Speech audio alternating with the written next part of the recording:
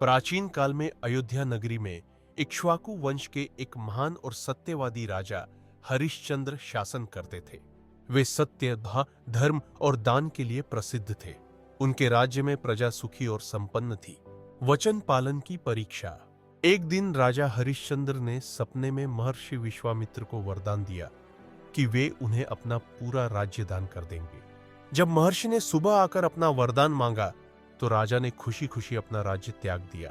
लेकिन महर्षि ने दक्षिणा भी मांगी, जिसके लिए राजा को धन जुटाने की आवश्यकता पड़ी।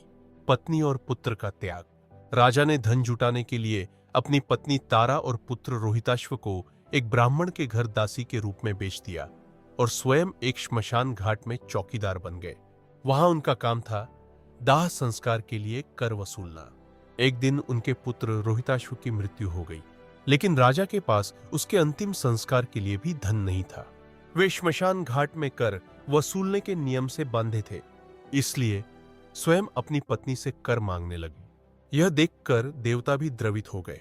राजा हरिश्चंद्र की सत्यनिष्ठा और कर्तव्य परायणता से प्रसन्न होकर भगवान शिव और देवी पार्वती प्रकट हुए। उन्होंने राजा को आशीर्वाद दिया और उनका राज्य, परिवार और पुत्र सब कुछ उन्हें वापस मिल गया।